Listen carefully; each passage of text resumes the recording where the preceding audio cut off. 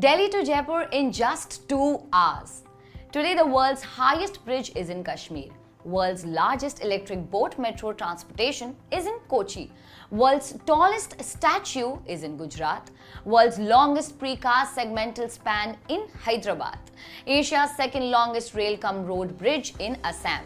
North, south, east, west. India's infrastructure is upgrading like nothing. But see what the leading magazine, The Economist, wrote a decade ago? Infrastructure is India's biggest handicap and farewell to incredible India. But today, the same magazine writes, India's once shoddy transport infrastructure is getting much better. India is getting an eye-wateringly big transport upgrade. Like you and I, everyone in the world wants to know what's happening in India right now. So let's just find out what's happening in the infra space. Let us start with roadways. India has the second largest road network in the world. At the same time, we constructed the 112.5 lane kilometers long Ghaziabad-Aligarh Expressway in only 100 hours, setting up a new world record. We are creating newer records almost every year now. Not only that, vehicles crossing cities faster with minimum waiting period of 47 seconds at toll nakas down from 12 minutes a decade ago, thanks to FASTag. Projects like Bharatmala, Gati Shakti, Pradhan Mantri Gram Sadak Yojana and many more have helped in narrowing infra gap that we were facing and have brought cities and villages closer. Some noteworthy mentions include Atal Tunnel, 6-lane Eastern Peripheral Expressway, Samruddhi Highway, Yamuna Expressway, etc.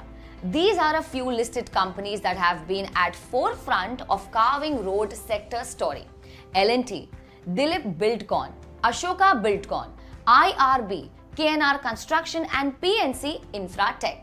Good roads help in decongesting traffic, saving our time and money, facilitating the fast movement of goods, which boost businesses. They also promote tourism and directly contribute to employment generation and economic growth. US President John F. Kennedy once said, "It is not our wealth that build our roads, but it is our roads that build our wealth." Can that be true for India too? Now moving on to railways. Around 40,000 kilometers of railways have been electrified in the last 10 years. Metros are now an integral part of the urban commute in 20 cities, up from 5 cities a decade ago.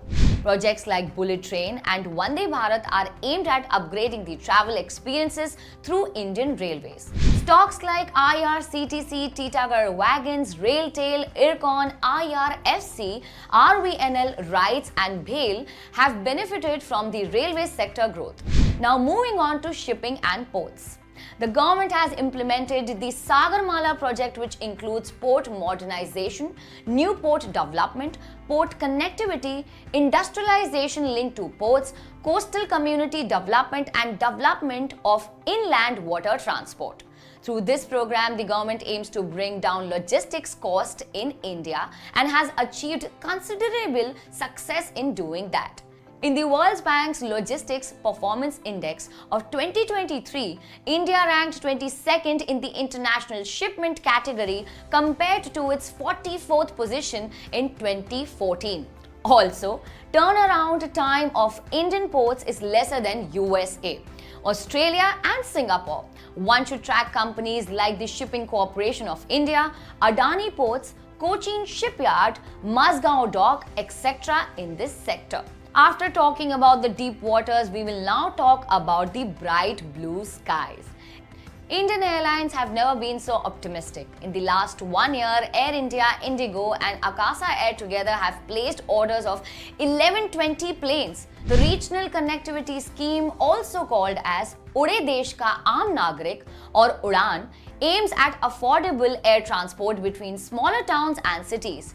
Under that scheme, 519 routes have been operationalized across 76 airports. And yes, the number of airports in India too have doubled in this decade to 149.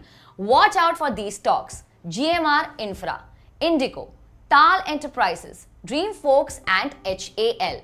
Now let's talk about the power sector reforms. From the grid failure to becoming a power surplus country and now aspiring to be a leader in the renewable sector, India's power sector has transformed a lot. Remember the video we did on Suzlon? Mr. Tanti was fed up of recurring power cuts, right? For most businesses, that's the story of the past.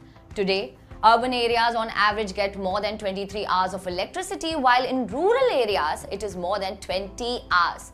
Through PM Kusum, farms are getting solarized, and that has benefited more than 2 lakh farmers.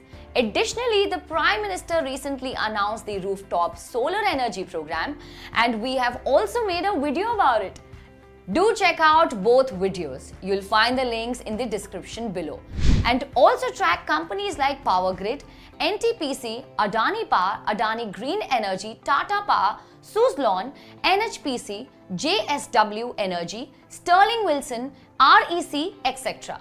Let's track the progress of affordable housing segment.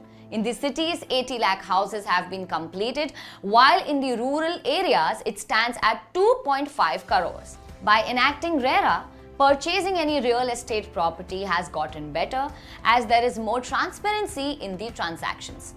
Similarly, REITs and invites have helped in funding large-scale infrastructure and real estate projects. Not only developers like DLF, Shobha, Godrej Properties will be benefited from this development, but also housing finance companies, for example LIC Housing Finance and Hoodco, but also REITs such as Brookfield REIT and Mindspace.